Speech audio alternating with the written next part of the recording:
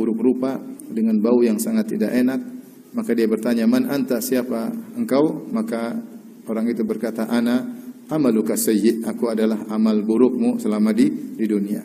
Maka bekal kita di alam barzah adalah amal soleh, apalagi ketika menghadapi kesulitan-kesulitan dan rintangan-rintangan yang ada di hari kebangkitan kelak.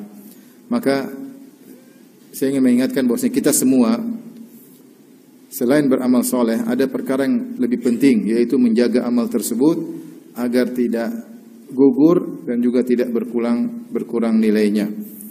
Ibnul Qayyim dalam kitabnya Al-Wabilus Sayyib pernah menyampaikan suatu perkataan yang indah. Dia berkata, "Laisa sya'nu fil amal, innama sya'nu kulla sya'ni fi hifdzil amal mimma yufsiduhu wa yuhbituhu." Perkara yang paling utama bukanlah masalah beramal soleh. Beramal soleh penting, tetapi innama sya'nu kulla sya'ni, perkara yang lebih penting dan sangat terpenting adalah fi hifdzil amal mimma yufsiduhu wa yuhbituhu, yaitu menjaga amal jangan sampai rusak. Kita sudah kerjakan jangan sampai rusak atau gugur.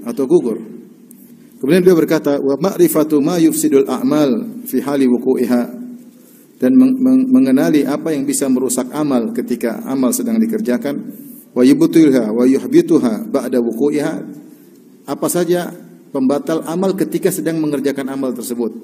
Dan ada juga pembatal yang muncul belakangan, amalnya sudah sah, tahu-tahu dibatalkan belakangan. Min ahammi ma yanbaghi an yufattisha alaihi al-'abdu, ini perkara yang paling penting seorang untuk memeriksa dirinya. Wa yahris ala amalihi wa yahdharahu, dan dia berusaha untuk menjaga amalnya dan waspada terhadap penggugur atau perusak amal atau pengurang pahala amal yang dia kerjakan. Ini nasihat penting dari Ibnul Qayyim rahimahullahu taala. Karena jangan sampai kita hanya semangat beramal, ternyata amal kita bermasalah. Bisa jadi tidak diterima sejak awal atau diterima kemudian digugurkan oleh Allah Subhanahu wa taala karena kita melakukan pembatal-pembatal atau penggugur amal saleh. Allah bercerita tentang suatu kaum yang mereka menderita pada hari kiamat kelak. Allah berfirman, "Amilatun nasibah tasla naron hamiyah." Yaitu orang-orang yang amilah, yang itu yang bekerja keras, nasibah letih. Namun bagaimana di neraka kelak? Tasla naron hamiyah. Mereka masuk ke dalam neraka yang panas. Padahal mereka amilatun nasibah, bekerja keras dan berletih-letih.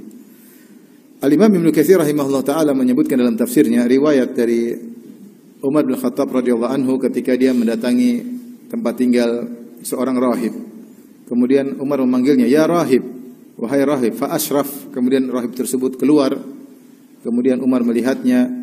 Kemudian Umar pun menangis. Umar menangis melihat rahib tersebut. Maka ada yang bertanya kepada Umar, "Wa ma yubkik? Apa yang buat kau menangis wahai Amirul Mukminin, wahai Umar?" Maka Umar berkata, "Tadzakartu qaulahu ta'ala, 'amilatun nasibah tasla naran hamiyah."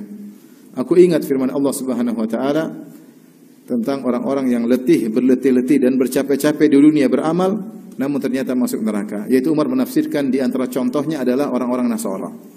Yang mereka Allah sifati dengan waladhdallin, yaitu orang-orang yang tersesat, beramal soleh semangat namun tidak ada ilmunya. Di antaranya mereka kemudian mengharamkan sebagian mereka kalau ingin mencapai tingkatan tinggi tidak menikah, ya, rahbaniyah, tidak mau punya anak, tidak mau punya istri. Mereka menganggap itu adalah tingkatan yang tinggi, padahal tidak ada nilainya di sisi Allah, bahkan menyebabkan mereka masuk neraka jahanam. Maka Umar pun menangis mengingat ayat ini. Kasihan lihat pendeta sudah tua tersebut, sudah puluhan tahun di atas agamanya, berusaha susah payah, tidak menikah, tidak punya anak, hilang dari kebahagiaan keluarga, ternyata di akhirat masuk neraka jahanam. Demikian juga diriwayatkan dari sebagian salaf, mereka menafsirkan amilatun nasibah, yaitu orang-orang berletih-letih beramal soleh di dunia, beramal capek-capek, letih-letih, namun ternyata masuk neraka jahanam. Di antara mereka, sebagian pendapat Imam Al-Qurtubi rahimahullahu taala menafsirkan dengan ahlul bid'ah. Ahlul bid'ah seperti orang-orang khawarij. Orang-orang khawarij, Rasulullah SAW mensifati mereka dengan perkataan beliau, "Tahkiruna salatakum ma'a salatihim." Kalian para sahabat akan merasa minder kalau membandingkan salat kalian dengan salat mereka. Artinya orang-orang khawarij salatnya lebih banyak. Wasiyamakum ma'asiyamihim, kalian akan merasa minder kalau membandingkan puasa kalian dengan puasa mereka. Karena mereka sangat sering berpuasa. Makanya ketika Ibnu Abbas menemui mereka, wajah mereka pucat karena sering berpuasa dan sholat malam. Tapi kata Nabi SAW, yamrukuna minad din kama yamrukus sahmu minar ramiyah.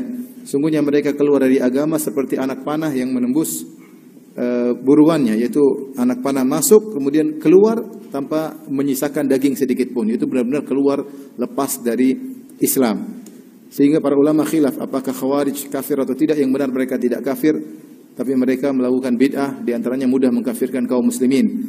Maka Rasulullah SAW mengatakan dalam hadis yang lain, hum kilabu ahlin nar, mereka adalah anjing-anjing penghuni neraka jahanam. Ibadah mereka luar biasa, tapi ternyata mereka masuk neraka jahanam. Oleh karenanya ini yang kita perlu hati-hati bersama, ya, untuk kepentingan diri kita sendiri. Sehingga kalau kita beramal soleh, kita harus jaga amal soleh tersebut. Jangan kita sudah letih-letih, capek-capek, ternyata amal soleh tersebut tidak ada nilainya di sisi Allah Subhanahu wa taala dan bahkan merupakan sebab seorang masuk neraka jahanam. Baik, saya akan sebutkan banyak hal-hal yang pada ranah membatalkan amal ketika tercampur, atau membatalkan amal belakangan, atau mengurangi pahala amal. Ini semua tiga masalah.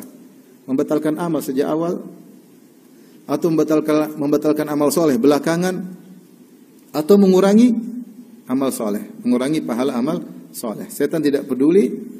Tentunya dia ingin amal seseorang batal sejak awal. Kalau tidak bisa batal, maka batal belakangan. Kalau tidak bisa batal belakangan, paling tidak mengurangi apa?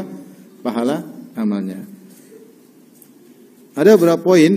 Yang pertama tentunya, di antara hal yang membatalkan amal, yaitu tentunya adalah kekufuran dengan berbagai macam modelnya. Siapa yang kufur, maka amalnya batal secara total. Dan kufur modelnya banyak, ya. Kekufuran itu modelnya banyak. Siapa yang melakukan pembatal keislaman, maka dia telah terjerumus dalam kekufuran. Di antaranya melakukan syirik akbar, misalnya. Di antaranya misalnya dia mengejek syariat Allah Subhanahu wa taala, mengejek syiar-syiar Allah, ya, mengejek ayat-ayat Allah, mengejek Nabi Muhammad sallallahu alaihi wasallam, namanya istihza biddin, mengejek agama, maka dia kufur kepada Allah Subhanahu wa taala. Di antaranya misalnya dia membenci syariat Allah. Dzalika bi annahum karihu ma anzalallah. Karena mereka benci dengan apa yang Allah turunkan. Ada syariat dia benci, ini syariat kayak apa ini? Dia protes padahal yang turunkan Tuhan. Sementara dia makhluk, dia benci dengan syariat Allah Subhanahu wa taala. Ini juga kekufuran. Di antara kekufuran misalnya adalah mendustakan ayat-ayat Allah. Dia bilang ayat ini saya tidak terima, ayat yang lain saya terima, ini saya tidak terima. Berarti mendustakan ayat Allah Subhanahu wa taala. Dan banyak di antara bentuk kekufuran menganggap bahwasanya hukum yang saya buat sama nilainya sama hukum Allah. Ini juga kekufuran. Allah bikin syariat, saya juga bisa bikin syariat. Sama kok. Mungkin syariat saya, apalagi menganggap syariat saya lebih maslahat daripada syariatnya Allah. Kamu berarti menganggap lebih baik daripada Tuhan. Ini juga kufur. Kufur banyak model-modelnya. Disebutkan oleh para ulama dalam kitab-kitab fikih mereka. Baik madhab Syafi'i, madhab Hambali, madhab Maliki maupun madhab Hanafi. Tapi bukan kita sekarang sedang menjelaskan hal itu. Tapi intinya, siapa yang melakukan kufuran, maka Islamnya batal. Sebagaimana wudu bisa batal, sebagaimana solat bisa batal, sebagaimana haji bisa batal, sebagaimana puasa bisa batal, demikian juga Islam seorang bisa batal jika dia terjerumus dalam kekufuran. Kata Allah Subhanahu wa taala, "Wa may yartadid minkum an dinihi fayamut wa huwa kafirun fa ulaika habitat a'maluhum fid dunya." Siapa yang murtad di antara kalian, kemudian dia meninggal dalam kondisi kafir, maka mereka itulah orang-orang yang amal mereka gugur wal fid dunya wal akhirah wa ulaika ashabun nari hum fiha khalidun, dan mereka di neraka kekal selama-lamanya. Ini adalah orang-orang yang terjerumus dalam kekufuran dengan berbagai macam modelnya. Baik. Ini menggugurkan amal dari awal sampai akhir. Hanya saja para ulama khilaf, jika seorang melakukan kekufuran, kemudian dia kembali masuk Islam, apakah amalannya kembali atau tidak? Ini khilaf di kalangan para ulama. Menurut mazhab Maliki, gurunya Al-Imam Syafi'i, Al-Imam Malik berpendapat siapa yang melakukan kekufuran atau syirik akbar langsung nol, amalnya langsung nol. Seandainya kalau dia tobat, maka mulai lagi dari nol. Mulai lagi dari nol. Seandainya dia pernah berhaji, maka hajinya batal. Kalau dia masuk Islam lagi, dia harus haji lagi. Ini menurut pendapat Imam Malik. Menurut Imam Syafi'i lebih ringan. Kata Imam Syafi'i, dia amalannya gugur kalau dia tidak bertobat. Adapun kalau dia bertobat, maka amalnya tidak jadi gugur. Amalnya tidak jadi gugur. Karena Allah mengatakan, fayamut wa huwa kafir. Wa may yartadid minkum an dinihi fayamut wa huwa kafir. Siapa yang murtad dari agamanya, kemudian dia meninggal dalam kondisi kafir. Mafhum mukhalafah, kebalikannya kata Imam Syafi'i, berarti kalau dia meninggal dalam kondisi bertobat, amalnya tidak jadi gugur. Pendapat Imam Syafi'i lebih ringan daripada pendapat gurunya Imam Malik. Namun seorang berhati-hati jangan sampai terjerumus dalam kekufuran.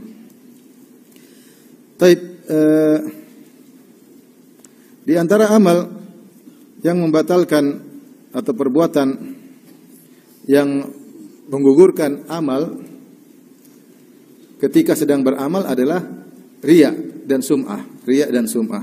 Siapa yang beramal soleh dengan riya dan sum'ah? Sum'ah itu melakukan amal soleh untuk diperlihatkan kepada orang lain agar dia diakui, agar dia dihormati, agar dia disanjung. Itu namanya riya.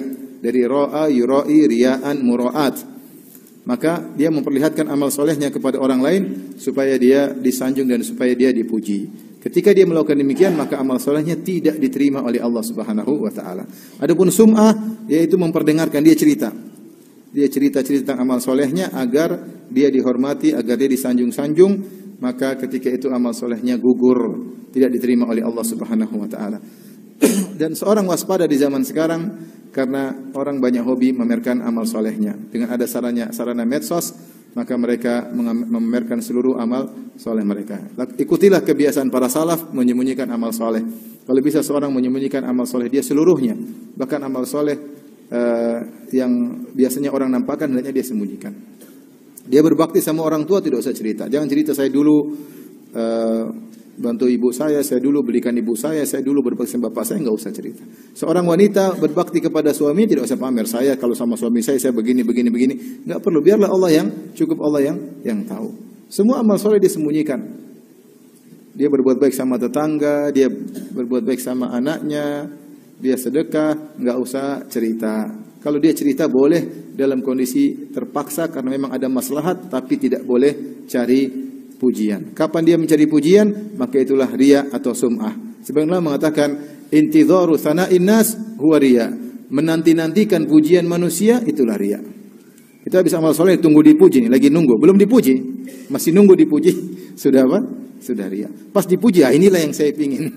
Berarti pas, itulah riya sesungguhnya, sudah terbukti. Kapan dia beramal soleh nunggu pingin dipuji, itu sudah riya dan sum'ah. Maka seorang bersihkan dirinya dengan mengetahui kapan dia beramal, Allah sudah tahu. Wa ma anfaqtum min khairin fa innallaha bihi alim. Apapun yang kau infakkan sedikit pun Allah tahu. Kalau Allah sudah tahu sudah. Enggak usah perlu yang lain tahu. Maka hati-hati jangan terbawa dengan kebiasaan banyak orang suka pamer amal soleh.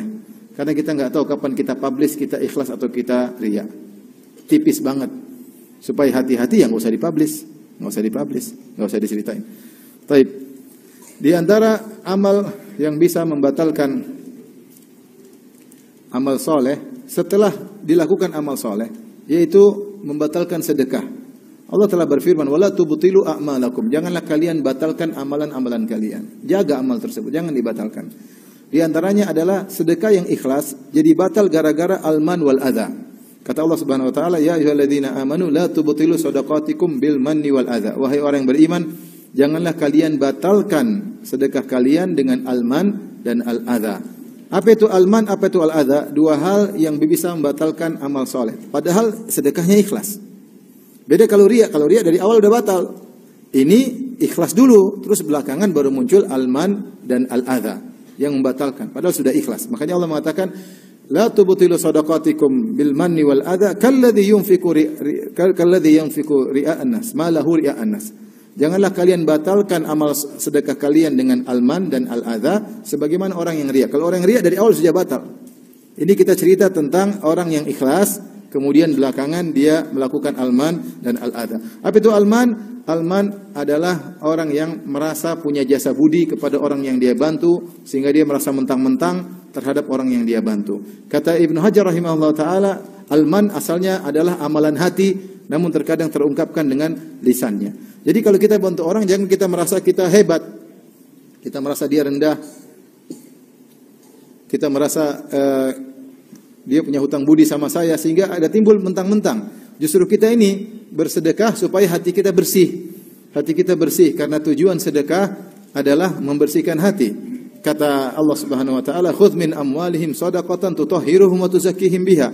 Ambillah sedekah dari mereka untuk mensucikan mereka dan bersihkan mereka. Orang kalau sering sedekah hatinya bersih. Karena dia peka kepada sesama kaum muslimin, dia menyayangi kaum muslimin. Bukan dia bersedekah untuk sombong dan mentang-mentang. Kapan sedekah tidak membersihkan hatinya, malah mengotori hatinya, maka sedekah tersebut menjadi dosa besar. Karena timbul alman. Alman itu mengugurkan sedekah. Makanya Rasulullah SAW mengatakan, "Salasatun la yukallimuhumullahu yaumal qiyamah." 3 orang yang Allah tidak ngajak ngobrol mereka, tidak berbicara dengan mereka pada hari kiamat kelak. Wala yanzuru ilaihim. Allah tidak memandang mereka dengan pandangan rahmat pada hari kiamat kelak. Wala yuzakkihim. Allah tidak ampuni dosa-dosa mereka. Walahum adzabun alim, dan bagi mereka azab yang pedih. Kata Nabi SAW di antaranya al-mannan. Al-mannan. Al-mannan yaitu orang yang merasa tinggi karena membantu orang lain. Lihat orang lain dia merasa, saya yang bantu. Sehingga dia semakin bersedekah semakin angkuh. Maka untuk mengobati penyakit ini kita harus tahu bahwasanya kalau kita membantu orang lain justru dia yang berjasa buat kita. Gara-gara kita bantu dia, kita dapat pahala. Gara-gara kita bantu dia, harta kita ditambah oleh Allah Subhanahu wa taala. Gara-gara kita bantu dia, maka kita diselamatkan dari kematian yang buruk, dan banyak manfaat sedekah. Dia cuma makan, selesai. Manfaat yang didapatkan sedikit dibandingkan manfaat yang kembali kepada kita. Saya sering sampaikan, ada orang mungkin dia melihara anak yatim di rumahnya. Biar anak yatim tersebut mungkin sedikit, taruh 1 bulan 2 juta. Tapi Allah kasih dia harta berlimpah-limpah gara-gara dia memelihara anak-anak yatim tersebut. Mana yang lebih beruntung? Dia atau anak yatim? Dia yang lebih beruntung. Oleh karena jangan merasa kalau kita bantu orang bahwasanya dia utang budi sama. Hilangkan itu semua, itu sebab alman. Dan itu bisa membatalkan sedekah kita yang tadinya ikhlas. Dan ini potensinya muncul kalau orang itu bikin masalah sama kita. Potensinya bakalan muncul kalau orang itu bikin masalah sama kita, maka namanya alman. Taib yang kedua al-adha. Apa bedanya alman al-adha? Al-adha bahasa Arab artinya menyakiti dengan kata-kata. Ini biasanya sudah berserta man. Jadi dia merasa mentang-mentang maka dia menyakiti. Dia bilang, kalau bukan saya kamu dulu sudah mati. Kalau bukan saya kamu dulu. Jangan sekali-kali kita menyakiti hati orang yang pernah kita bantu, baik berupa harta maupun yang lainnya. Jangan kita mengungkit jasa-jasa kita sehingga dia tersakiti. Jangan. Sebagian ulama menyatakan hanya boleh antara orang tua dengan anak dan suami dan istri. Itu yang boleh. Itu pun bukan dalam rangka untuk menyakiti, tapi untuk menasihati. Orang tua boleh bilang sama anaknya, "Nak, Abi dulu yang ini, Abi dulu yang..." Bukan menyakiti dia, tujuannya bukan menyakiti, tapi agar dia berbakti kepada orang tuanya. Ini dibolehkan. Dia bukan al-adha, bukan menyakiti, tapi mengungkit kebaikan dalam rangka agar anaknya itu sadar. Sebagaimana suami boleh, sebagaimana mengatakan boleh dia ingatkan istrinya, "Saya dulu yang inikan kamu," agar dia tunduk kepada atau taat kepada suaminya. Karena banyak istri yang lupa diri ya. Lupa diri, jadi baikin sama suaminya, kemudian akhirnya membangkang, angkat suara, merendahkan suami, tidak menghormati suami, seakan-akan apa yang dilakukan oleh suami selama ini tidak ada nilainya. Kata Nabi SAW, "Idza ahsanta ila ihdahunna dahra, thumma ra'at minka syai'an, laqalat ma ra'aitu minka khairan qad."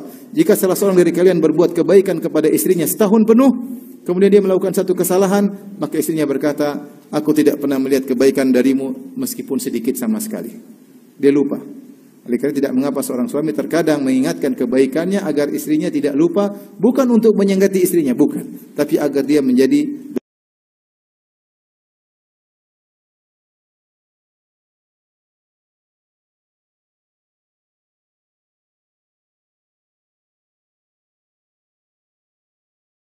lebih baik. Ada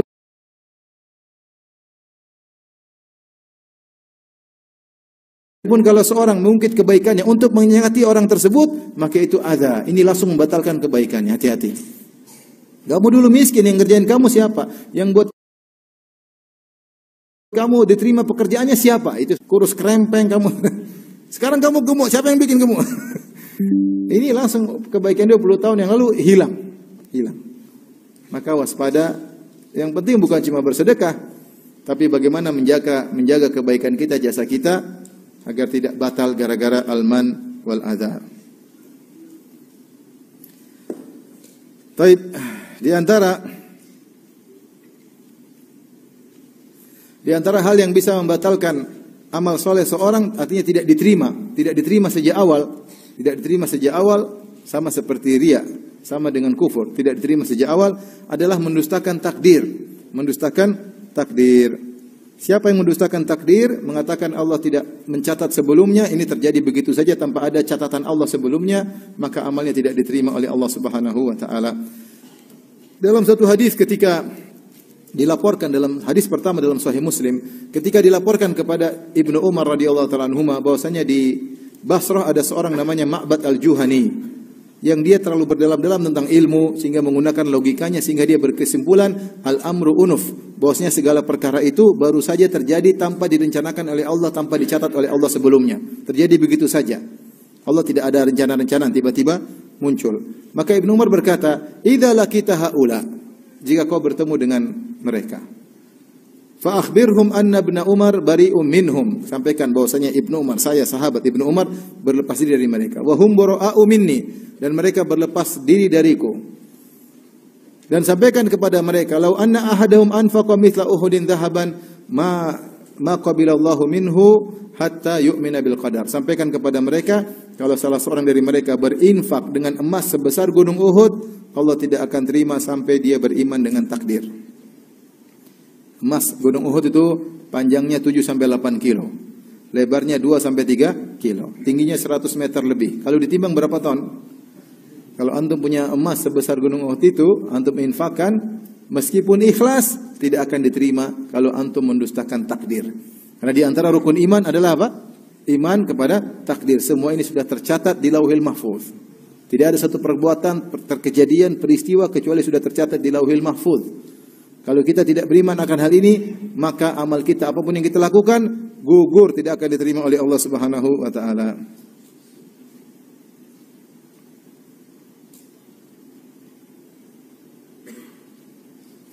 Demikian juga dalam hadis Rasulullah SAW bersabda, "Walau anfaqta mithla Uhudin dhahaban fi sabilillah ma qabilahu Allahu minka." Kata Nabi, kalau kau berinfak dengan emas sebesar gunung Uhud di jalan Allah, Allah tidak akan menerima darimu hatta tu'mina bil qadar, sampai kau beriman kepada takdir. Wa ta'lama anna ma asabaka lam yakun liukhti'ak, dan kau tahu bahwasanya apa yang menimpamu tidak akan meleset karena sudah ditakdirkan. Wa anna ma akhta'aka lam yakun liyusibak, dan apa yang meleset darimu tidak akan mengenaimu. Walau mutta ala ghairi hadza la dakhaltan nar, kalau kau meninggal tidak punya keyakinan seperti ini, tidak beriman terhadap takdir, maka kau akan masuk neraka jahanam. Karena hati-hati, sebagian orang menggunakan logikanya, ya, tidak belajar Islam dengan baik, menggunakan logikanya, akhirnya terjebak dengan paham qadariyah yang menolak adanya takdir, dan ini membatalkan amal seseorang. Maka waspada. Ini pentingnya kita belajar rukun iman. Di antara amalan yang bisa membatalkan amal soleh adalah, atau perbuatan yang bisa membatalkan amal soleh adalah meninggalkan sholat asar. Datang hadis secara khusus dalam Sahih Bukhari dan yang lainnya. Rasulullah SAW bersabda, "Man taraka sholat al-asr faqad habita amaluh." Siapa yang meninggalkan sholat asar, maka telah gugur amalnya. Man taraka sholat al-asr faqad habita amaluh. Siapa yang meninggal sholat asar, maka telah gugur amalnya. Ada khilaf di kalangan para ulama, apa maksudnya gugur amalnya? Ada yang mengatakan amalnya gugur seluruhnya, jadi nol. Ada yang mengatakan amal dia pada hari itu. Ada yang mengatakan amal dia ketika mau dilaporkan ke Allah, karena sore malaikat angkat amalannya ke Allah, ternyata dia malah tidak sholat asar, maka amalan seharian gugur. Maka seorang jangan sampai meninggalkan sholat asar. Kadang pulang kerja capek, letih, kemudian tidur, tidak sholat asar, maka ini bahaya. Hendaknya seorang jangan meninggalkan sholat asar, dan berusaha jangan menunda-nunda sholat asar. Rasulullah SAW sebutkan di antara sifat orang munafik yaitu menunda-nunda sholat asar sampai menjelang azan. Kata Nabi, tilka sholatul munafik, itulah sholat orang munafik. Dia menunggu-nunggu sampai matahari sudah mau terbenam, tiba-tiba dia rajin mendadak, langsung semangat, Allahu Akbar. Tadinya ngobrol terus. Maka seorang beriman jangan tunda-tunda sholat asar. Segera dia lakukan sholat asar. Di antara hal yang batalkan amal soleh seseorang adalah bersumpah mendahului Allah, bersumpah mendahului Allah. Sok tahu tentang Allah Subhanahu wa taala dengan sumpah. Dalam hadis disebutkan tentang dua orang yang saling bersaudara. Kemudian yang satu rajin maksiat, yang satu rajin ibadah. Yang rajin ibadah selalu menegur yang teman yang suka bermaksiat. Dia mengatakan, "Ya fulan, aqsir, wahai fulan, berhentilah." Tapi temannya tersebut tidak mau berhenti. Terus maksiat sampai satu hari temannya melakukan maksiat yang tidak biasanya. Maka dia mengatakan, "Ya fulan, aqsir, wahai fulan, berhentilah dari maksiatmu." Ternyata si fulan yang ditegur marah. Dia berkata, "Da'ni wa rabbi." Biarkan aku dengan Tuhanku. Ngapain kau ikut campur urusanku? Ini salah juga ya. Dia salah, tapi dia emosi. Dia bilang, "Abu ista alayya raqiba." Apakah Allah utus kamu jadi pengawasku? Sudah ada malaikat, ngapain kau ngawasi saya? Ini perkataan orang ini benar atau salah? Salah. Karena nahi munkar harus ditegakkan. Saking jengkelnya dia bilang, "Ngapain kau ngurus saya? Biar saya urus dengan Tuhan. Kau ngapain tegur-tegur saya? Emang kau ditugaskan Allah untuk nyatatin saya? Sudah ada malaikat raqib atid, ngapain kau ikut-ikut?" Ngomongannya gitu. Itu dia emosi ketika ditegur tersebut, dan ini ucapan salah dari orang ini, pelaku maksiat ini. Dia jengkel ditegur terus, dan yang menegur lebih jengkel lagi. Akhirnya dia berkata, "Wallahi la yaghfirallahu lak." Demi Allah dia bersumpah, Allah tidak akan mengampunimu. Nah ini masalahnya. Dia mendahului Allah, bahkan dia bersumpah. Maka Allah matikan kedua-duanya. Allah mengatakan, "Man dzalladzi yata'ala alayya alla aghfira li fulan." Siapa yang berani-berani bersumpah atas namaku, bahwasanya aku tidak akan mengampuni si fulan, hati-hati. Wa qad ghafartu lahu wa ahbattu amalak. Sungguh aku telah mengampuninya dan aku gugurkan amal solehmu.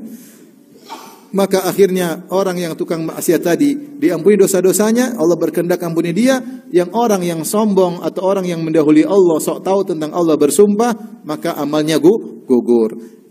Abu Hurairah radhiyallahu anhu ketika meriwayatkan hadis ini, dia berkomentar, "Takallama bi kalimatin aw baqad dunyahu wa ukhrah."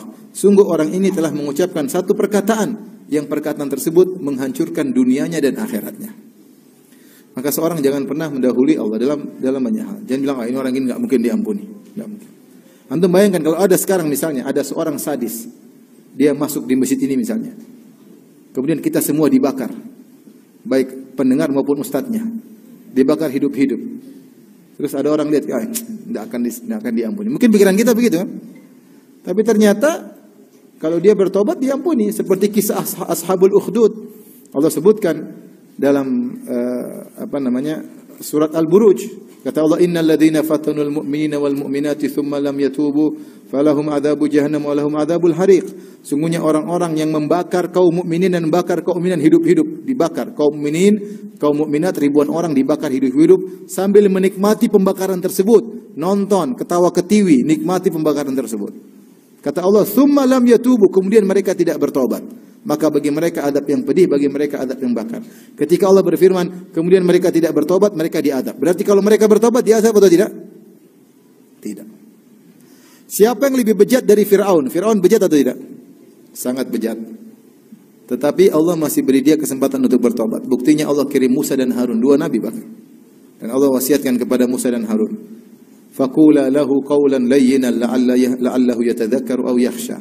Wahai Musa dan Harun, ucapkanlah kata-kata yang lembut, siapa tahu Fir'aun sadar. Siapa tahu Fir'aun sadar. Bahkan Allah berikan mukjizat-mukjizat, namun dasar Fir'aun kepala batu ya. Akhirnya mati dalam kondisi kafir. Seandainya dia bertobat, diterima enggak tobatnya? Bahkan di antara orang setelah Nabi wafat, ada sebagian orang ngaku sebagai Nabi. Murtad atau tidak jadi mengaku sebagai Nabi?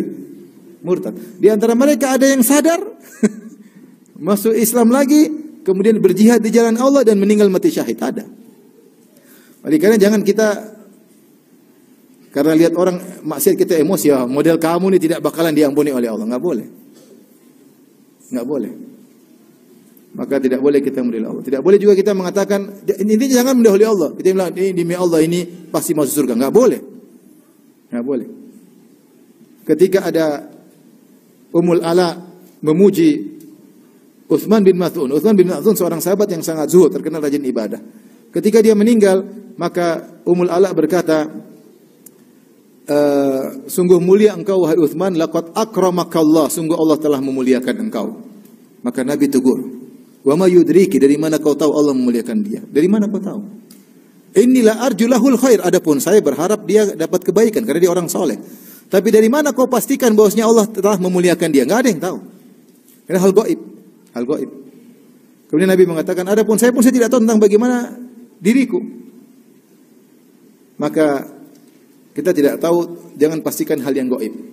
Seperti di zaman Nabi dalam Sahih, dalam Musnad Imam Ahmad dengan sanad yang hasan, dikatakan kepada Nabi, inna fulana matat wastarahat. Ya Rasulullah, ibu itu telah meninggal dunia dan istirahat. Seperti kata-kata orang sekarang, telah istirahat di peristirahatan yang terakhir.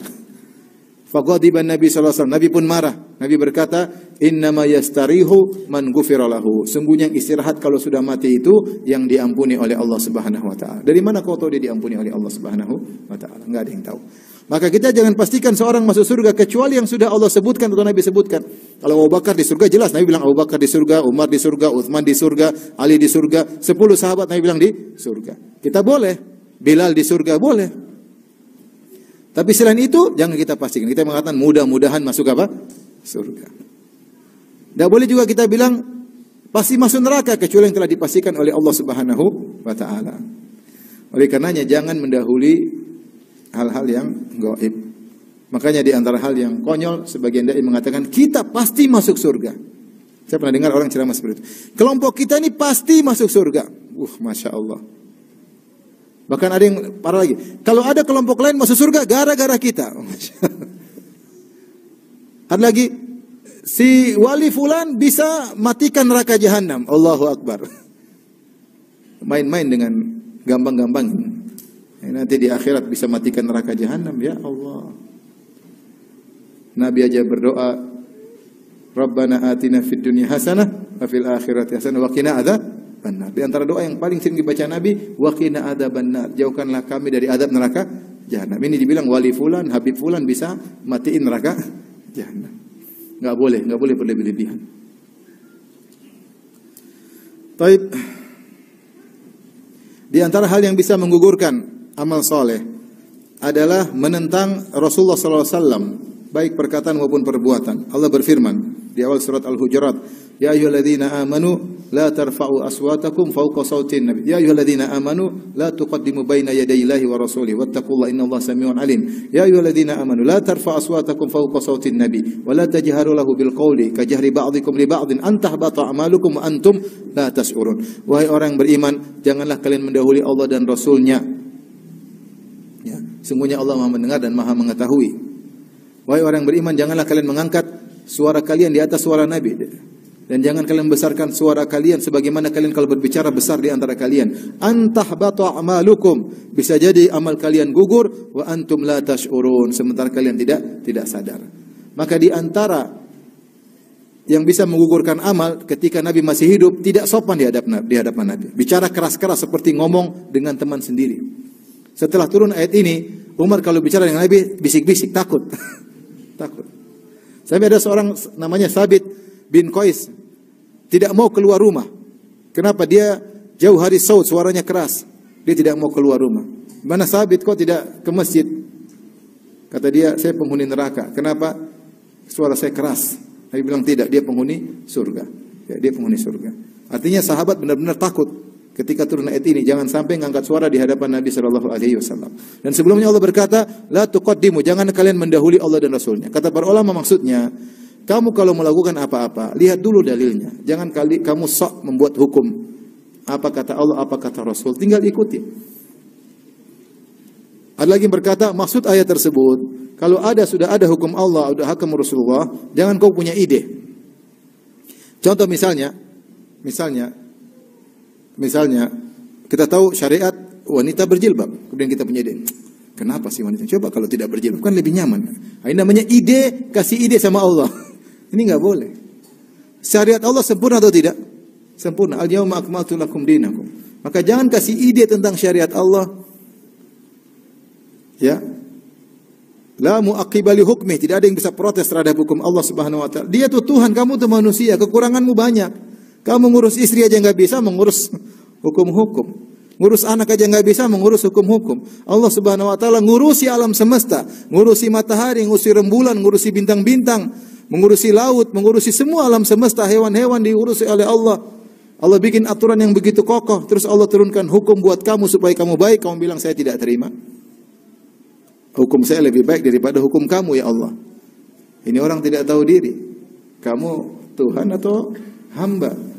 Kamu tuh hamba, ngurus dirimu saja nggak becus, mau ngurus bikin hukum buat manusia yang lain. Maka siapa yang sudah datang perintah Allah dan Rasulnya, kemudian dia menentang, amalnya gugur. Kata Ibnu Qayyim rahimahullah, jangankan menentang hukum, sepakat dengan hukum Nabi, hanya ngomongnya keras aja, ngomongnya keras.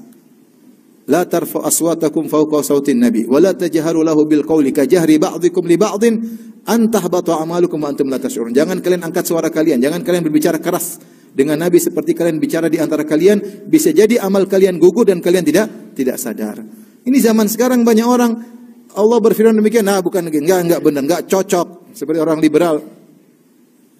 Rasulullah bilang enggak pas lagi, enggak relevan zaman sekarang, kita bikin hukum baru. Aduh, repot. Kamu tuh siapa? Ngurus istrimu aja enggak beres.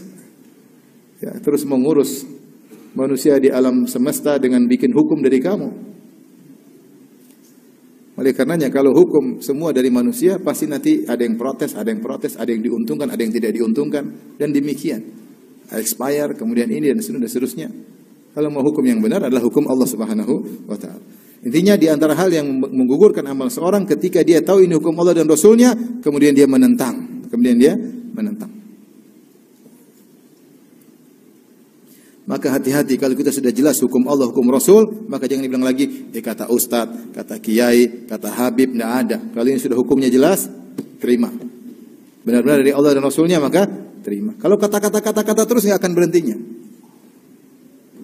Sekarang Allah bilang, orang kafir di neraka, yaumna di neraka, orang liberal bilang, ada juga orang liberal mengatakan enggak di surga. Kata Ustadz di surga. Allah bilang di neraka, dia bilang kata Ustadz di mana? Di surga. Allah bilang jangan mohon ampunan bagi orang kafir yang sudah meninggal dunia, tidak apa-apa. Kita mohon ampun buat mereka. Allah menyuruh pakai jilbab, enggak, tidak apa-apa enggak pakai jilbab. Yang penting sopan. Sopan bagaimana? Sesuai dengan tradisi. Kalau di kantor sopan ya buka jilbab, kemudian betis kelihatan sedikit sopan. Itu namanya jilbab versi kantor. Tapi kalau di pantai ya bikini, itu yang sopan. Kacau seperti ini. Kalau sudah jelas hukum Allah dan Rasulnya, jangan coba-coba berpaling. Apalagi menentang, maka akan gugur amal. Tapi di antara hal yang bisa menggugurkan amal, artinya tidak diterima sejak awal, adalah bikin bid'ah dalam agama. Itu ritual-ritual agama yang tidak pernah diajarkan oleh Nabi SAW dan tidak pernah diajarkan oleh para sahabatnya. Maka seorang tidak usah berbuat ritual-ritual yang tidak pernah diajarkan. Oleh karenanya Ibnu Umar radhiyallahu taala anhu ketika ada orang bersin, dia Hashim, kemudian dia bilang alhamdulillah wassalamu ala rasulillah. Dia gandengkan alhamdulillah dengan salawat atau ucapkan salam kepada Nabi. Maka Ibnu Umar tegur, bukan begini. Cukup bilang apa? Alhamdulillah atau alhamdulillahirabbil alamin. Mau salawat kapan saja, tapi jangan bikin ritual salawat bersama dengan alhamdulillah rabbil alamin bacaan ketika bersin. Paham? Nanti ada orang bikin bid'ah lagi. Hashim, alhamdulillah rabbil alamin arrahmanir rahim maliki yaumiddin iyyaka na'budu al-Fatihah. Tapi al-Fatihah kan bagus, iya, tapi bukan dibaca setiap kali bersin. Kau baca kapan saja boleh, tapi jangan kau bikin baca al-Fatihah ritual setelah apa? Bersin. Saya pernah ditanya, Ustaz, apa hukum salat birrul walidain? Apa lagi salat birrul walidain? Enggak ada salat. Salat sudah jelas banyak. Jangan bikin lagi salat-salat baru. Imam Nawawi rahimahullah mengkritik beberapa salat yang beliau sebutkan sebagai bid'ah yang mungkar, di antaranya seperti salat raghaib dan juga salat 100 rakaat malam nisfu Sya'ban. Beliau ingkari, Imam Nawawi. Kenapa tidak ada ritual seperti itu? Nabi tidak pernah mengajarkannya, para sahabat tidak melakukannya. Kalau seorang mau bikin, setiap orang boleh bikin kreasi dalam agama, agamanya jadi kacau. Satu ibadah sambil loncat-loncat, satu ibadah sambil menari-nari, katanya dapat pahala. Lah bagaimana? Nanti satu ibadah sambil dangdutan, pahala. Kalau begitu ceritanya, ngapain diutus Rasul? Seorang bikin ibadah masing-masing. Makanya tidak boleh seorang alhamdulillah Asyim terus alhamdulillah alamin arrahmanir rahim maliki yaumiddin waladdallin amin. Enggak boleh. Enggak boleh. Baca Quran bagus tapi jangan dijadikan sebagai ritual setelah apa bersih. Paham? Itu maksudnya. Kalau enggak nanti banyak kreasi dan itu semua ibadah yang tidak diajarkan oleh Nabi tertolak. Kata Nabi SAW, "Man ahdatsa fi amrina hadza ma laysa minhu fa huwa rad." Siapa yang mengada-ngadakan perkara dalam agama ini yang tidak ada contoh dari kami maka tertolak. Lihatlah berbagai macam akidah-akidah baru yang muncul. Ada namanya wahdatul wujud. Ibnu Arabi mengatakan Tuhan bersatu dengan makhluk. Ada pengikutnya sampai sekarang masih ada buku-bukunya. Ini bid'ah. Kita bilang baik, enggak bisa. Bertentangan dengan tauhid. Bagaimana Allah bersatu dengan apa? Makhluknya, enggak mungkin. Saya ditanya, "Ustaz, bagaimana hukum salat birrul walidain?" Saya bilang enggak ada. Maksudnya apa salat birrul walidain? Mungkin untuk berbakti sama orang tua. Nanti kalau bikin salat ini, salat lama-lama ada salat poligami. Ya. Jangan bikin salat sudah jelas, jangan bikin salat baru. Bahkan Imam Nawawi mengingkari, Imam Nawawi rahimahullah ulama Syafi'i, mengingkari orang yang mengangkat jenazah sambil berzikir keras-keras. Itu tidak ada contohnya. Imam Nawawi dalam bukunya sebutkan tidak boleh, ini ada contohnya. Orang mengangkat jenazah dengan khusyuk, dengan tenang, bukan malah berzikir apa? Keras-keras. Intinya kalau kita mau lakukan ibadah yang jelas sudah sangat banyak. Mau kita kerjakan semua nggak bakalan bisa. Maka tidak usah bikin kreasi-kreasi baru yang tidak jelas. Hidup nggak usah spekulasi. Yang jelas-jelas kita kerjakan, yang nggak jelas kita tinggalkan aja. Lebih hati-hati. Kalau perkara dunia silakan spekulasi, silakan berkreasi. Kalau perkara agama ya sudahlah ikut sunnah Nabi. Kita kan ahlus sunnah wal jamaah. Sunnah wal jamaah itu apa? Mengikuti sunnah Nabi. Sunnah Nabi itu apa? Yang dilakukan oleh Nabi itu namanya sunnah Nabi. Paham? Kalau Nabi tidak lakukan namanya bukan sunnah Nabi.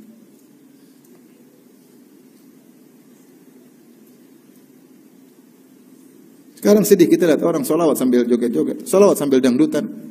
Ya, aduh. Bebas, mau nari-nari, mau, aduh, saya bilang ini. Gimana ibadah kayak begini?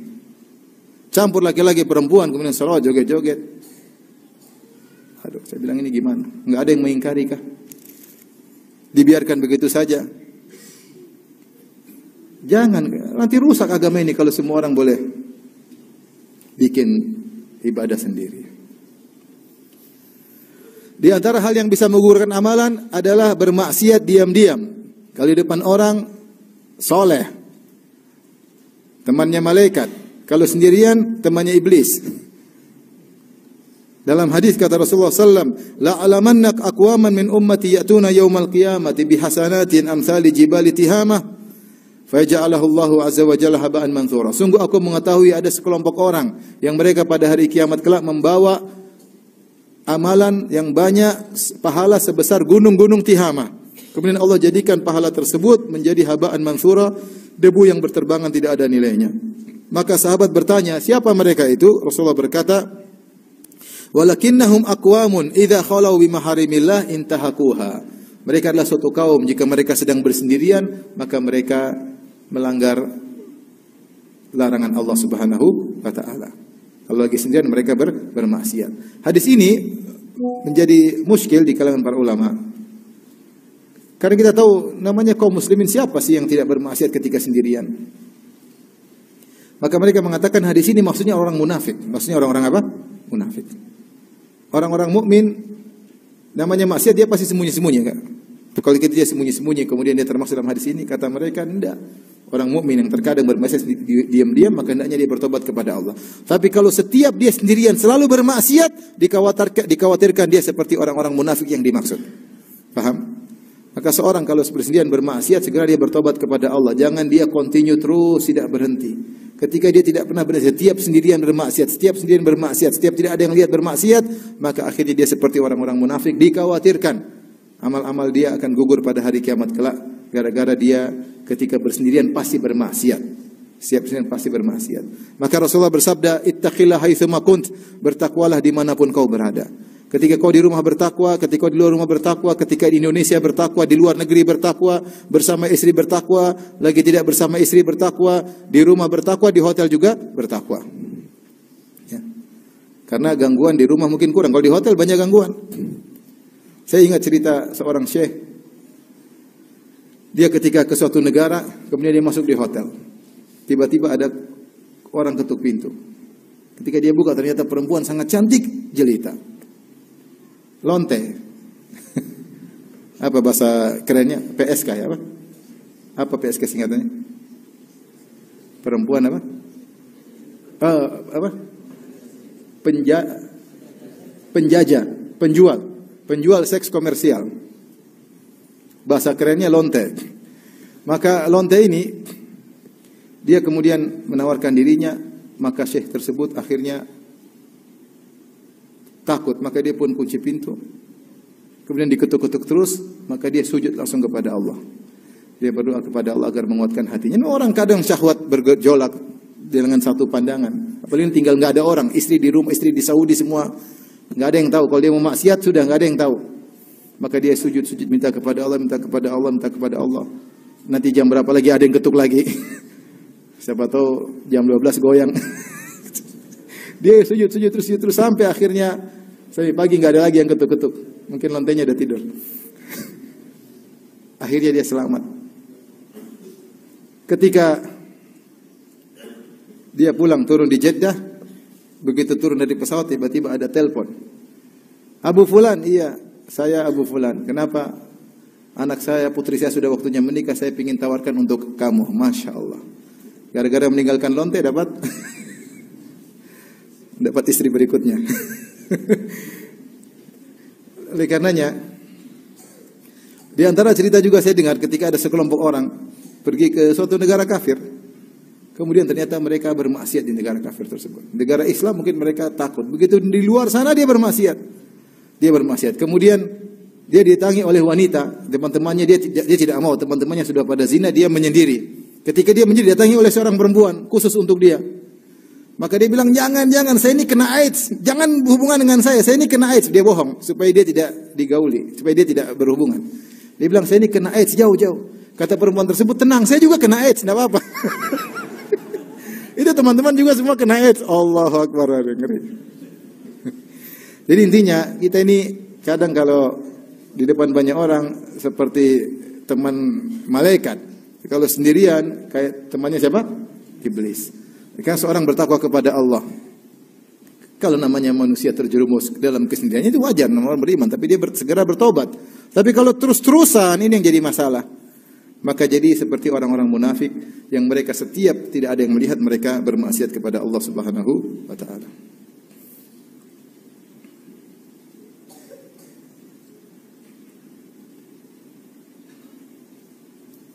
Di antara hal yang menjadikan amalan tidak diterima oleh Allah adalah pergi ke dukun, tanya-tanya kepada dukun. Man atakahinan aw arrafan lam tuqbal salatuhu arba'ina yauman. Siapa yang datang kepada dukun kemudian bertanya-tanya kepada dukun tersebut tidak akan diterima salatnya selama 40 hari. Dia tetap wajib untuk salat. Kalau dia tidak salat maka lebih parah lagi. Dia wajib salat 40 hari tapi salatnya tidak diterima. Salatnya sah tapi tidak diterima. Kenapa? Karena dia bertanya-tanya kepada dukun. Ini baru bertanya kepada dukun. Kalau percaya kepada kabar dari dukun tentang masa depan, maka dia telah kafir. Karena yang tahu masa depan cuma Allah Subhanahu wa taala. Ini sekedar tanya-tanya saja. Maka dari sini dilarang seorang untuk membuka-buka ramalan-ramalan bintang. Jangan buka-buka. Kata para ulama, membuka-buka ramalan bintang, pengin cari tahu tentang nasib dia sama dengan bertanya-tanya kepada dukun. Saya bintang Libra, apa sih nasibnya bulan ini? Ini bulan apa ini? Bulan apa? Bulan Februari. Akhir Februari uang berkurang diomelin istri. Waduh. Begitu pulang benar, wah diomelin. Kamu nih nggak punya duit. Oh iya benar ya. Akhirnya hatinya terikat dengan ramalan tersebut. Mulailah dia setiap ada masalah dia buka ramalan. Dan Nabi berkata, "Man 'allaqa syai'an wukila ilaihi." Siapa yang menggantungkan dirinya dengan sesuatu, maka dia akan dibuat bertawakal kepada sesuatu tersebut. Maka hukum melihat ramalan bintang, pengin tahu sama dengan bertanya kepada para dukun, tidak diterima salatnya selama 40 hari. Al-Qurtubi punya bantahan yang mudah. Dia mengatakan, "Ya akhi, coba suatu kapal di zaman dia dulu. Suatu kapal dinaiki oleh 3.000 orang. 3.000 orang tersebut kira-kira tanggal lahirnya sama atau beda? Beda. Kira-kira semua bintang ada di situ enggak? Semuanya pasti ada di situ. Kemudian tenggelam sama-sama tenggelam. Ini bintangnya beda-beda semua, tenggelam semua dalam waktu yang sama. Kalau harusnya bintangnya beda-beda, nasibnya beda-beda, harusnya ada yang tenggelam, ada yang loncat, ada yang terbang, harusnya demikian. Ketika semua tenggelam barang-barang menunjukkan bintang-bintang tersebut tidak ada faedahnya. Paham? Maka jangan pernah buka ramalan bintang. Karena salat Anda tidak akan diterima selama 40 hari.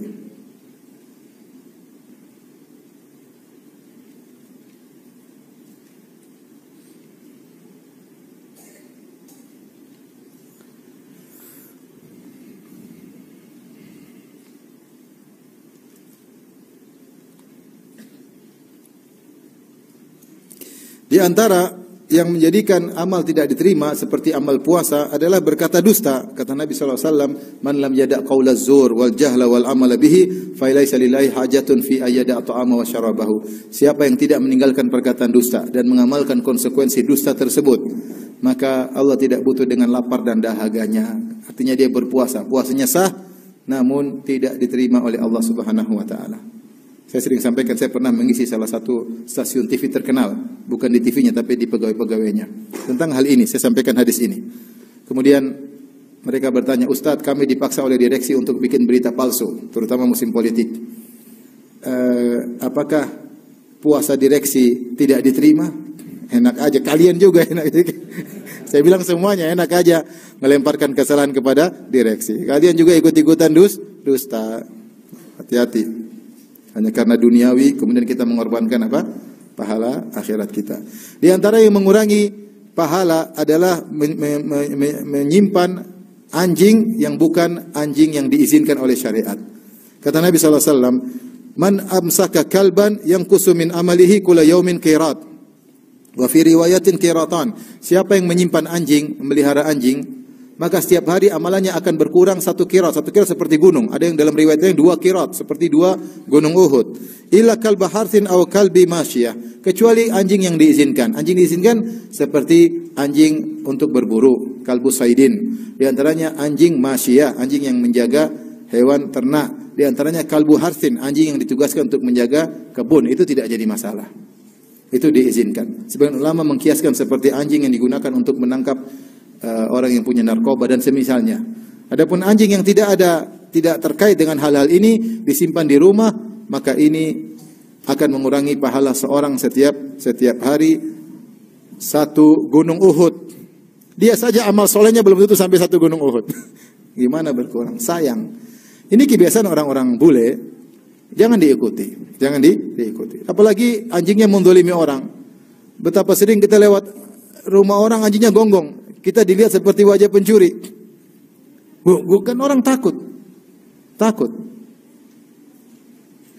Sampai ada kawan saya, dia bilang, "Ustadz, saya ini..."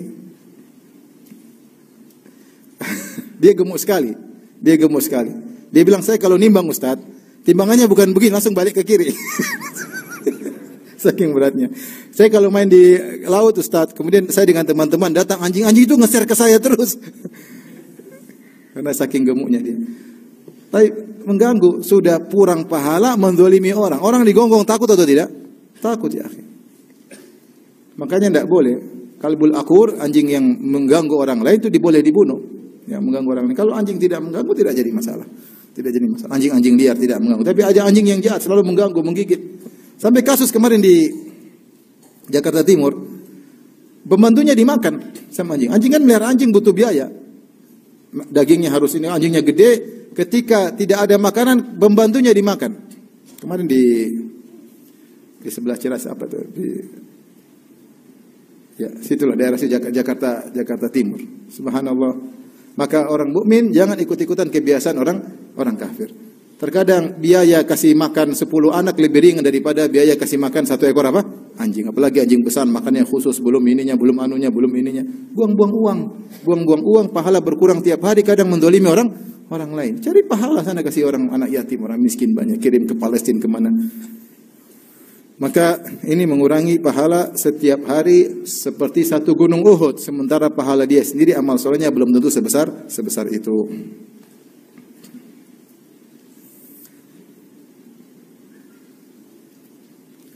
Di antaranya yang ditolak amalannya adalah wanita yang membangkang kepada suaminya. Ithnani la tujawizu salatuhuma ru'usahuma. Dua orang yang salatnya tidak akan melewati kepalanya, itu tidak akan diterima oleh Allah Subhanahu wa taala. Abdun abaqa min walihi hatta yarja ilaihim, yaitu budak yang kabur sampai kembali kepada tuannya. Wa imra'atun asat zaujaha hatta tarji, wanita yang membanggang kepada suaminya sampai dia kembali kepada suaminya. Hati-hati ini kepada para ibu-ibu, jangan suka membanggang kepada suami. Kalau membanggang kepada suami, salatnya tidak diterima oleh Allah Subhanahu wa taala. Rugi. Kemudian juga dalam hadis yang lain, salasatun la tujawizu salatuhum adhanahum. 3 orang yang salatnya tidak akan diterima. Al-abdul abik hatta yarji. Hamba budak yang kabur sampai kembali. Wa imra'atun batat wa zawjuha 'alaiha sakhit. Seorang wanita istri yang tidur sementara suaminya marah sama dia. Dia cuek aja. Suaminya ngomel-ngomel, dia pakai selimut tidur. Ini tidak diterima salatnya sampai dia kembali kepada suaminya. Wa imamu qaumin wa hum lahu karihun. Perhatikan ini. Imam yang dibenci oleh makmumnya. Ada imam model begini. Terlalu pede, tidak ada yang akan jadi imam, dia maju sendiri jadi imam. Bacaannya kicau beliau, kacau balau. Kacau balau. Al-Fatihah salah, bacaan salah, lagu enggak enak, tapi mau jadi imam. Ditegur marah-marah. Semua orang mau tidak sholat di belakang dia, masjidnya cuma di situ. Akhirnya mereka sholat situ, benci sama dia, ini imam sholat tidak terima. Jadi imam ini bukan masalah gengsi-gengsian. Imam ini adalah kedudukan syar'i. Rasulullah yang suruh.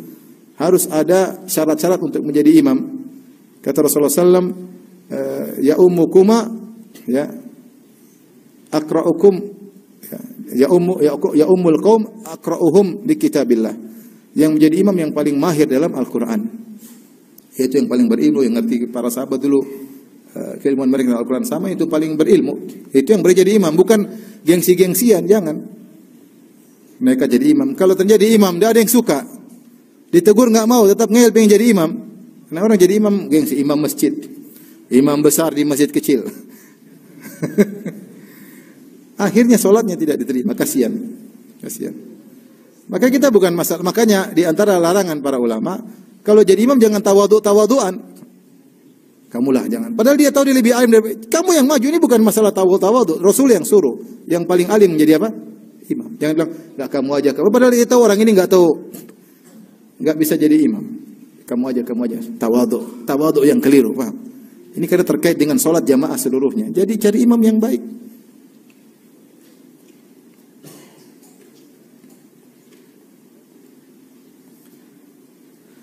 Baik, sudah habis waktu.